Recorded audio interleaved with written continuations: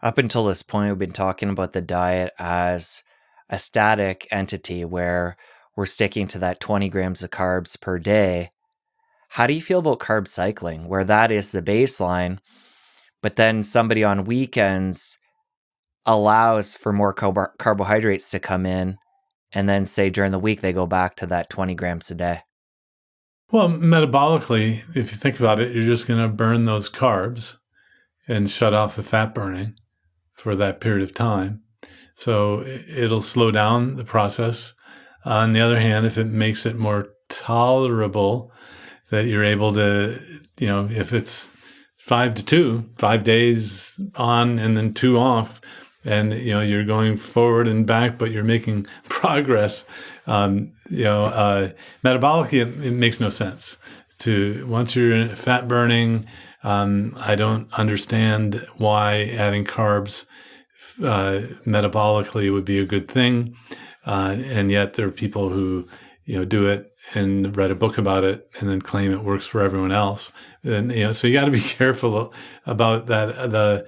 But the other issue that weight is not all weight is fat weight. There's water weight that confuses people.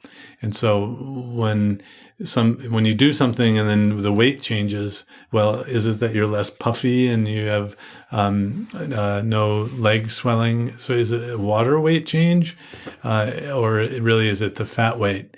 I think you can kind of talk yourself into things living day to day that aren't the whole picture. I think there's some factors that are at play, kind of like long-term medicines might be there for a longer period of time. You're not going to see the effect just day to day. I don't know. So I guess if it's working and you're not a carb addict, so I deal with a lot of people. Maybe, I don't know, 25% of my patients are sugar and processed food addicts. Even self-aware about it, and I would not tell an alcoholic to drink on the weekends and just abstain during the week. It's so if you're at that level, and I've learned a lot from Dr. Vera Tarman, who's a physician in Toronto. She wrote a book called Food Junkies, has a podcast called Food Junkies. And if you're that level of carb addict, then you're not going to want to go back to have carbs on the weekend. I mean, it's just inevitably going to be every day then. That's the hazard of carb cycling, is that you may just go back to it. Some people even argue that the non-sugar sweeteners have the problem that it just keeps you in that sweet, having an idea of something sweet, then eventually you're going to go back to sugar. I haven't found that to be universal. I mean, definitely.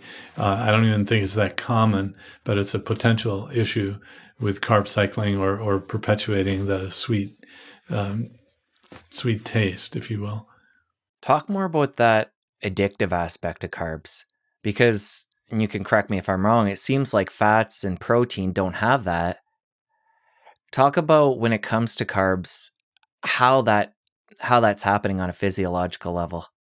Well, there was a day devoted to sugar and processed food addiction at the latest Metabolic Health Summit, Symposium for Metabolic Health in Boca Raton. The Nicole Avena has done some animal studies, pretty elegant work, that show in these animals that the dopamine receptors and the kind of the reward center of the brain gets lit up when the animals have sugar, so that sugar is as addictive, even more addictive than some substances because of this dopamine reward center. It's the same place where tobacco, nicotine lights up, same place where cocaine lights up the reward. And so that's what you want over and over again.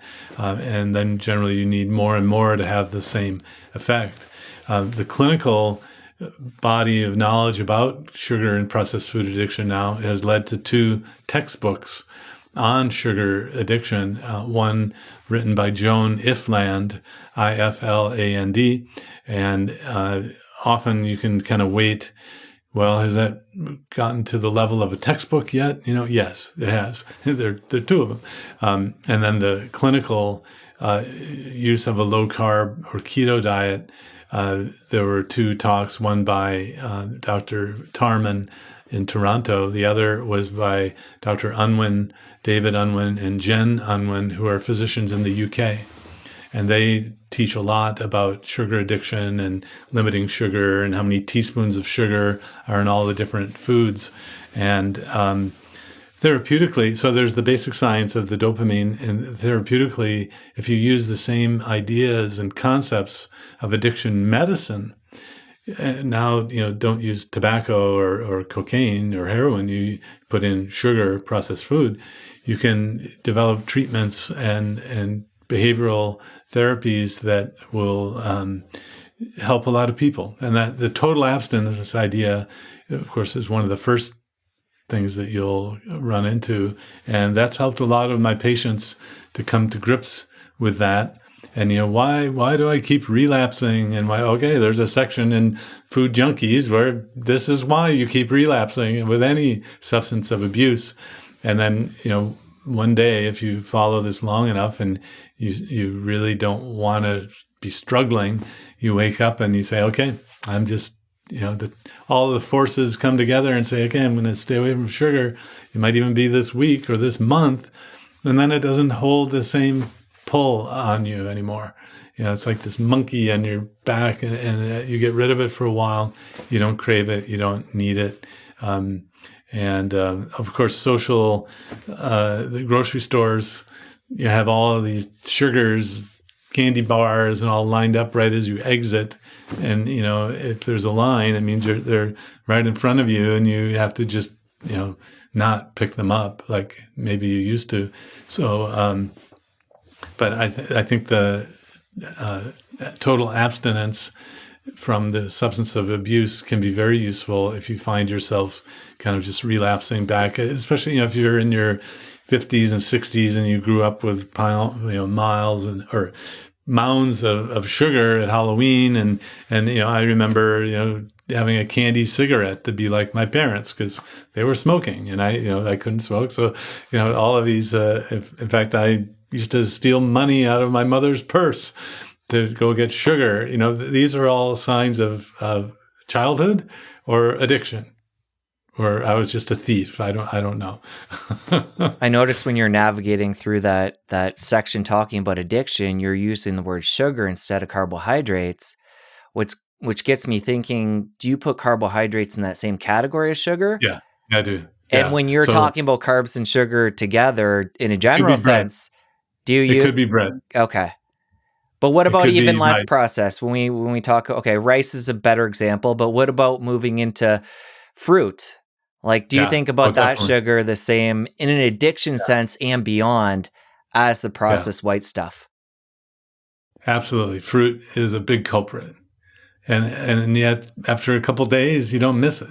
It's pretty amazing. If you get rid of all of the things that raise that dopamine. And so so when I talk sugar, I'm really meaning all carbs, because the carbs get digested to sugar.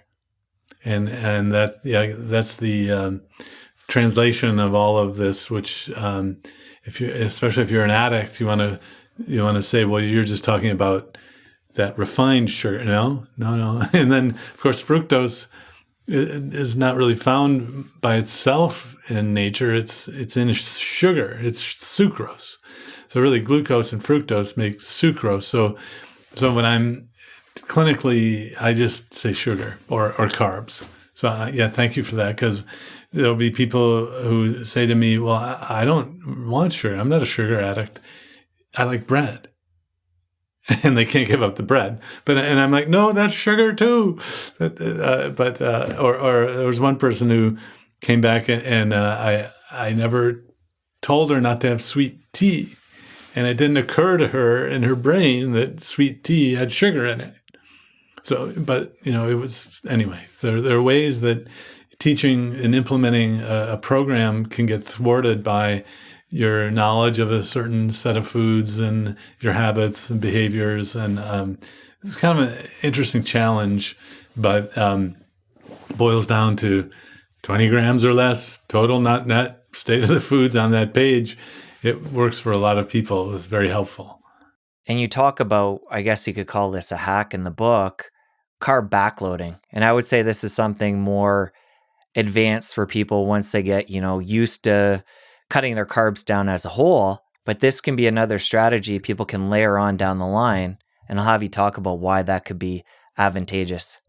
Well, so now explain to me what the carb backloading. So carb backloading, the way I understand it from your book, is you're still having the same total amount of carbs in the day, but you're pushing those back further in the day, which is going to change your 24-hour physiology when it comes to insulin and how the metabolism is reacting with the food in the body. Yeah, so the timing and of when you have it, that's a phenomenon that a lot of people will talk about. I can't find you a clinical trial that talks about that, but it does make sense, especially if you find that just eating makes you want to eat more, and if food were like a gas tank and eating, then we're full, then you would think that if you ate something, you would eat less later. There's some people who just having breakfast and having some carbs too in the morning can actually make you more hungry throughout the day. And so dropping breakfast or eating the carbs later in the day will make that easier for you, actually. So that's a lot of the mindset change that happens. If